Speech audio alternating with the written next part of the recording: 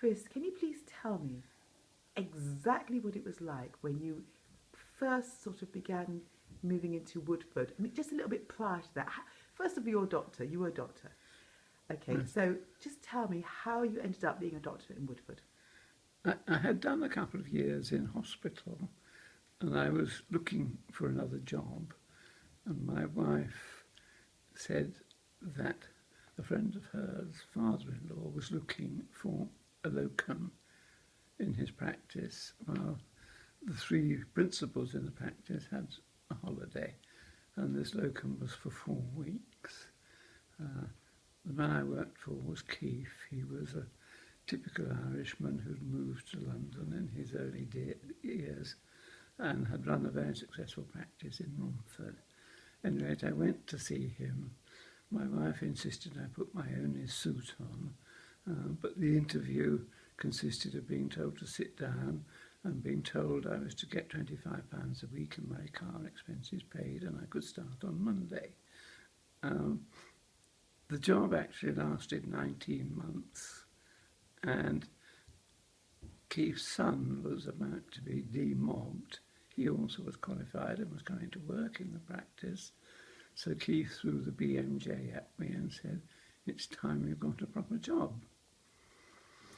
The first advertisement looking for an assistant with a view, which is the next step in the process. You go and assist in a practice, and if you're satisfactory, they take you on and make you a partner. Started with the words, "Wanted British male Protestant, car owner essential, qualified wife for help." I knew that this was a code, and almost certainly the man looking was an Irish Protestant graduate from Trinity College. And I applied for the job. There were 90 couples applied, 89 of whom did not come from Dublin. So on grounds of not of merit but pure luck, we got the job. After some difficulties sorting out the terms under which we were employed, we settled in to the flat over the practice, and after 6 months working as an assistant, there was a verbal agreement that I could become a principal in practice at the end of that year, and that my wife Kathleen could take over from Dr. Eric Ashton's wife, Sylvia Ashton, who was also a principal in the practice. She was about to become mayor of the then borough of Snaresbrook and Woodford, I think. Woodford in those days was a very middle-class white area with many teachers and doctors living here, and it was a very pleasant place in which to work, and I enjoyed it hugely. My wife Kathleen was busy having babies, so she didn't participate in the practice for the first 6 years. But after we'd been here 6 years, both of our partners had retired quite early. Sylvia largely because of her health problems, and Eric because he wanted to go with her. So Kathleen and I were left in charge of the practice. So your wife was also a doctor? Yes, I met her the first day I started medicine in Dublin. We were extremely good friends for, I should think, 4.5 years, and sort of only seriously thought about getting married towards the end of our time in college. I think in those days there were very few married students. Okay. So anyway, you start this practice together, you and your wife in Woodford, and I know that you specialised in gynecological problems. Yes, it was an accident actually that Sylvia Ashton had 4 children, all by caesarean section, all delivered by a man called Alan Bruce, who was one time chief surgeon at the London hospital. She worshipped Alan Bruce, and she always used to go up to the then cottage hospital, the Jubilee Hospital in Woodford Green, and assist him with operations. When he retired, she decided that she'd give that job up, but she sent me up to take her place with the news consultant whose name was David Savage. David was, I assisted him for a year or so at surgery, but his outpatients was getting steadily busier and busier, and as he was very keen on dealing with infertile and subfertile women, which was a fairly time-consuming business, I was given the job of clinical assistant at the Jubilee in gynecology, and I started working there, and I think I worked there for about 25 years. Officially, it was one afternoon session, alternate weeks, but the nature of the investigations I did usually meant that I was there 3 times a week during the afternoons. So many of the women of Woodford are extremely grateful to you because you assisted them to have their children. A number of them were. I thought at the end of 2 or 3 years I would probably have sorted the area out and there would be a falling off of trade. All I discovered was that they started to come from Ilford and Epping, and then they started to come from Romford, and the area which we served became greater and greater. And finally there were people coming from the depths of Suffolk to see us. And this was because you were a specialist in this area and you had extremely good results. Well, I think the word got around, and satisfied patients are the best advertisement you can possibly have. So, but over a period of time you saw changes in your clientele, shall we say? Yes, indeed. One thing we did notice, particularly with our friends who were getting more and more successful, a mark of their success was that they moved from South Woodford to Woodford Green, to Woodford Wells, to Bucket Hill, to Loughton. Okay. So we found our practice getting longer and longer and thinner. And there was a change in property prices were rising, and South Woodford became much more of a dormitory area to workers in the city, and the rate at which patients came and went in the practice became much more rapid, not because they were dissatisfied, but as they just moved on to another job. And as people moved out of South Woodford, who moved in? The office, the city workers. But they were a different makeup of people. Yes, and I think they were transitory in the sense that they would work here for a few years and then maybe get promotion and then go or get married and go and settle somewhere else. Did you find the cultural makeup of the area changed? Yes, but I remained very largely white for a long time, and really the sort of, I suppose the first change I noticed were people mostly from the Indian subcontinent. And around what time was this? What year? I would have thought mid-late 70s. So up until then it was still... Yes, and even then the ones we met were sort of semi-professionals, and quite a number, of course, of these Indian people were doctors. I see. So they had moved into this area? Yes. And they specifically liked this area?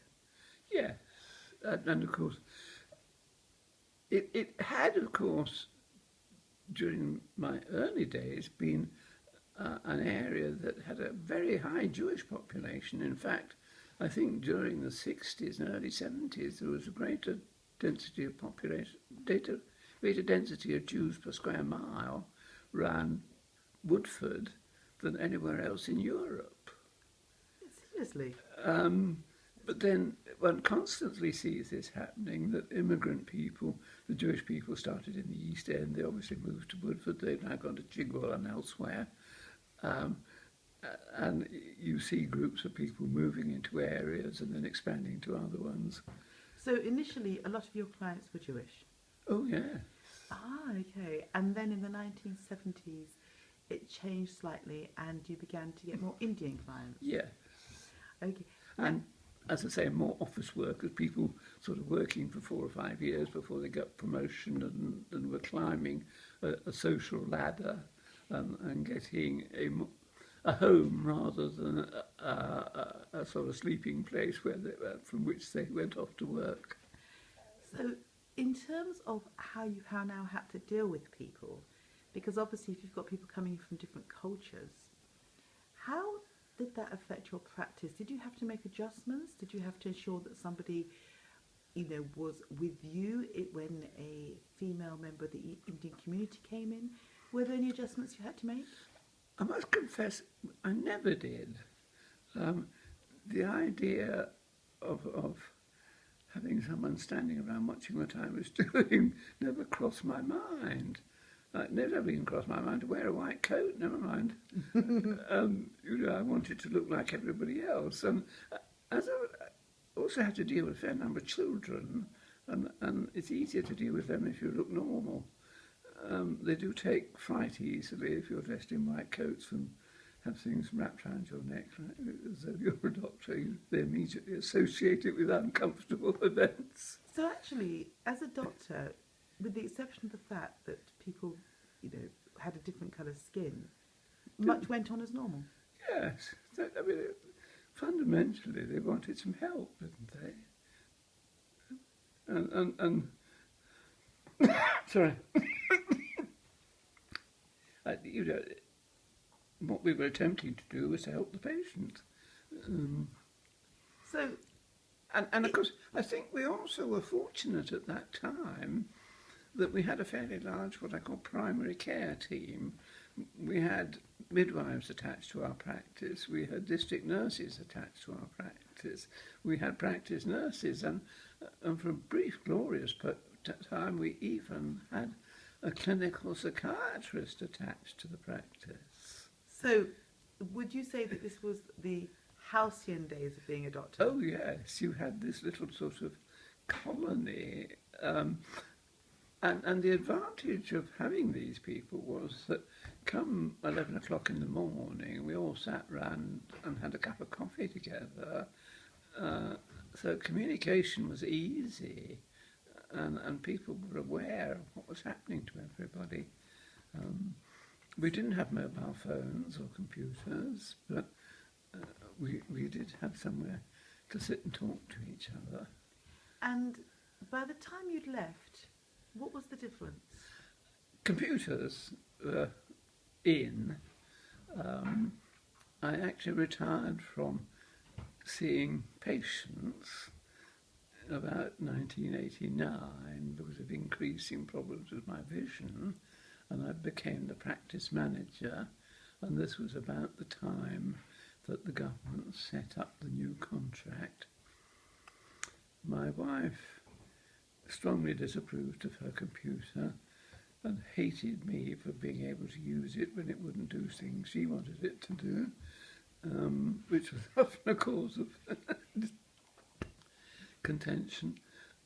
I think the business of medicine was almost certainly conducted more effectively in the sense that we kept much better notes and we were much more able to track drug consumption and that sort of thing. But I got the feeling that doctors stopped looking at patients and started looking at television screens, which was not necessarily the best thing for the patient. But luckily you were old school, so. I was out of the. It didn't impinge on me because. You stopped practicing at that point. Yeah. But it's interesting that you noticed those changes. Yes. Did you find that the contact with patients, in Woodford, became slightly diminished? Not with you, but possibly when you viewed other people. It's the complaint I constantly hear and have heard for the past 25 years, and increasingly, that the patient is no longer in contact with a doctor, but with some, a doctor will deal with the problem, but not necessarily the same one, and it becomes more difficult for patients to develop relationships with their doctor. And I'd always worked on the philosophy that doctors looked after patients who were sometimes ill, but the current philosophy appears to be that doctors look after illnesses who sometimes have patients attached to them. So, in a sense, your whole history as a doctor in Woodford was a really good one, because you were at a time when you could actually give patients in Woodford almost a holistic service. Yes, we were the high priests. We were gods. And I don't exaggerate that. I think on that note, I'm going to finish this section of the interview. I think it's quite a nice section to finish on, being a god. No, it's a slight exaggeration, but it was.